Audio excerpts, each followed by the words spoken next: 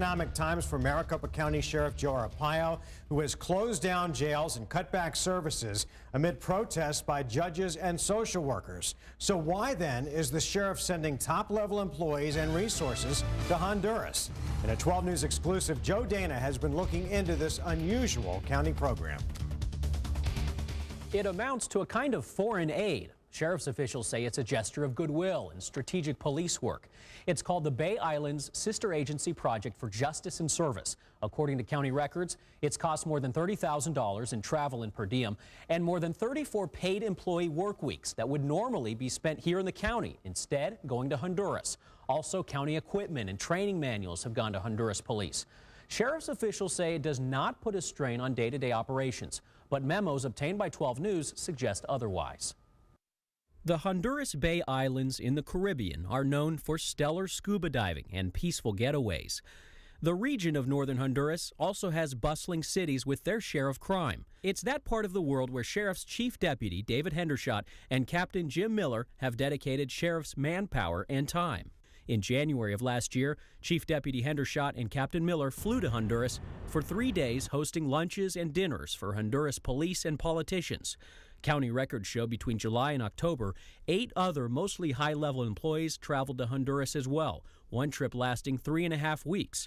They say the reason was to train Honduran National Police. And welcome back to the show, everybody. A Caribbean Islands radio station interviewed the two last year. We're in it for the long haul as well. Sheriff Joe Arpaio is firmly committed to doing whatever he can to help. It does have some kind of strange smells about it. Republican State Senator Bob Burns, a watchdog of public spending, says the program lacks accountability. Records show nearly all travel and per diem were paid for with RICO funds, money seized by MCSO from criminal syndicates. To have a county level group of employees providing services in a foreign country, it just automatically creates a lot of questions. Sheriff Arpaio, normally open to all media requests, declined to talk to 12 News on camera about this operation.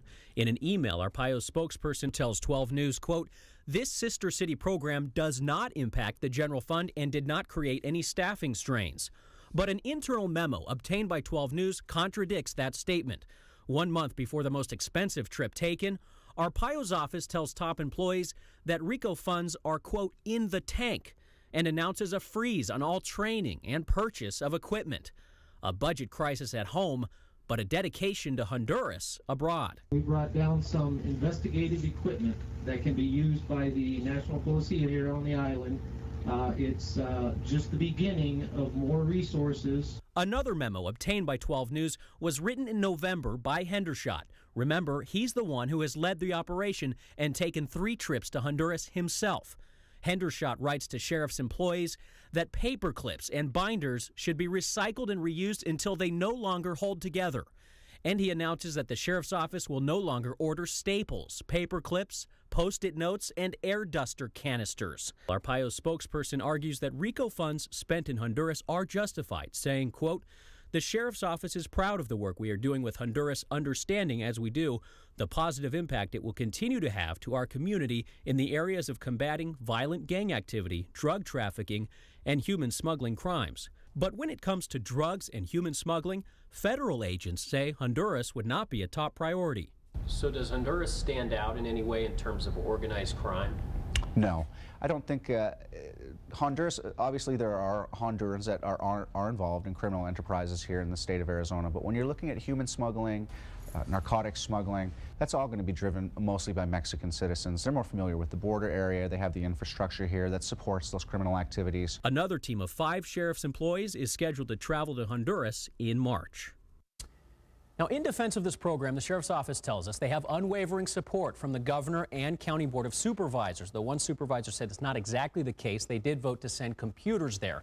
And the Governor did sign a proclamation declaring a city relationship between the two agencies. However, the Governor's office tells us they were unaware that RICO funds were used for this project. The county managers tells us they will look into the records used into this report before passing on any judgment on its merit. Joe Dana, 12 News at 6.